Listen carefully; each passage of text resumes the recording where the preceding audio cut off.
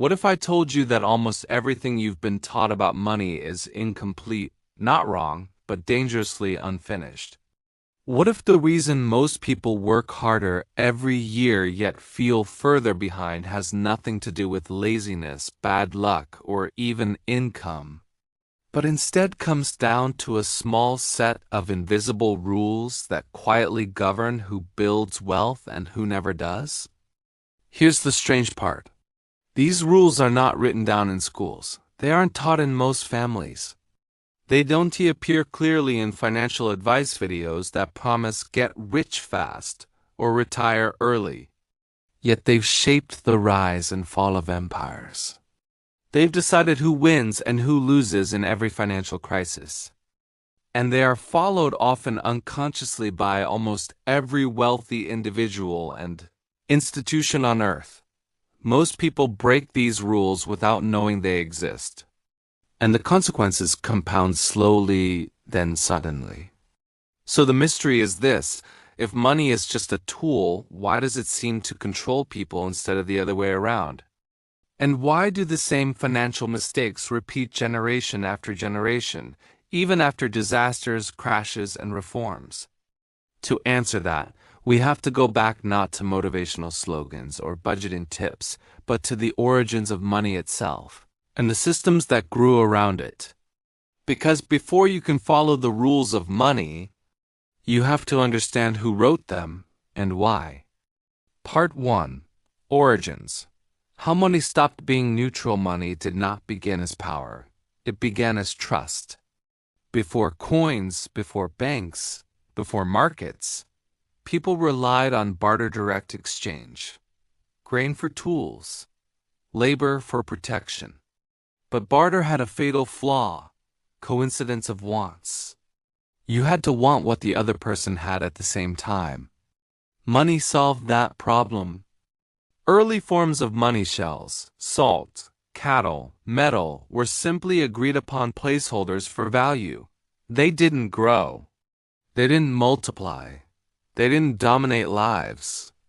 But something changed the moment money became stored rather than exchanged. The first real turning point came with agriculture. Once humans could store surplus food, they could store surplus value. And whoever controlled that storage controlled the future. Grain led to granaries. Granaries led to record keeping. Record keeping led to debt. And debt, this is crucial, introduced time into money. If you borrowed today and paid back tomorrow, money now had a timeline. And once time entered the system, interest followed. Interest changed everything. It meant money could grow without labor. It meant wealth could separate from productivity. It meant past advantage could dominate future outcomes. This was the birth of the first money rule, though no one called it that yet. Money rewards ownership before effort. Empires figured this out quickly. In Mesopotamia, debts were recorded on clay tablets. When debt spiraled out of control, kings periodically declared debt jubilees, wiping the slate clean to prevent social collapse. Why? Because when too many people owed too much, the system broke. This pattern will matter later. Remember it. Part 2. The rise. When money learned to multiply, fast forward thousands of years. Coins replace grain. Banks replace temples. Paper replaces metal. But the rules remain. During the Renaissance, banking families like the Medici mastered something revolutionary: leverage. They discovered that most depositors would never withdraw all their money at once. So banks could lend more money than they actually had. This created money from nothing, but with strings attached: interest. Now money didn't just store value, it demanded growth. This gave rise to the second rule: money must grow, or it decays. Inflation ensured that money sitting still lost value. Debt ensured that money in motion demanded returns. This system fueled innovation but also inequality. Those who owned capital earned simply by existing. Those who worked earned only by constant effort. The gap widened quietly at first. Then came industrialization. Machines amplified productivity. Capital owners financed factories. Workers sold time. The system rewarded skill, not survival. And a dangerous illusion formed that income equals wealth. It doesn't. Income is flow, wealth is stock. This misunderstanding would haunt generations. Part 3. The breaking point. When the rules are ignored, every financial collapse follows the same script. First, confidence. Then leverage. Then denial. Then panic. The Great Depression wasn't caused by poverty, it was caused by excess. People borrowed to invest. Banks lent aggressively. Speculation replaced production. Money chased money. And when the system cracked, it exposed another rule. Risk concentrates quietly and explodes loudly. Those least able to absorb losses suffered the most.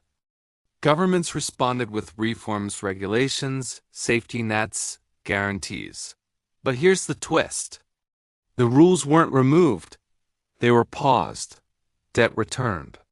Leverage returned. Speculation returned. Because the system depends on growth, even when growth becomes fragile. Part 4. The fallout. Who pays when money fails? Every crisis teaches the same lesson, and every generation forgets it. In 2008, financial instruments grew so complex that even their creators couldn't fully explain them. Mortgages became securities. Securities became derivatives. Derivatives became abstractions. Risk was hidden, sliced, and sold. And when the housing market collapsed, the damage wasn't evenly distributed. Those with assets recovered faster. Those without fell behind permanently. This revealed another rule: money protects itself first. Bailouts saved institutions. Austerity hit individuals. The system survived. Trust did not. Part 5. Failed fixes. Why advice doesn't work after every crash. Advice floods in. Budget better. Save more. Invest early. These aren't wrong, but they're incomplete. They assume stable income. They assume predictable markets. They assume rational behavior. Real life breaks those assumptions. Most people don't fail because they ignore advice. They fail because the system magnifies small disadvantages. Which leads to another rule: time matters more than talent. Starting late costs more than starting wrong. Part 6. Modern parallels. The pattern repeats. Today, debt is higher than ever. Asset prices outpace wages. Financial complexity increases. Technology accelerates everything. Money moves faster. Mistakes compound quicker. Inequality widens silently, and yet the rules haven't changed. They've only become harder to see. Part 7. The rules, finally revealed. After centuries of trial, collapse, and reform, the core money rules emerge not as slogans, but as consequences. Rule 1. Control cash flow before chasing growth. Money that leaves faster than it arrives creates dependence.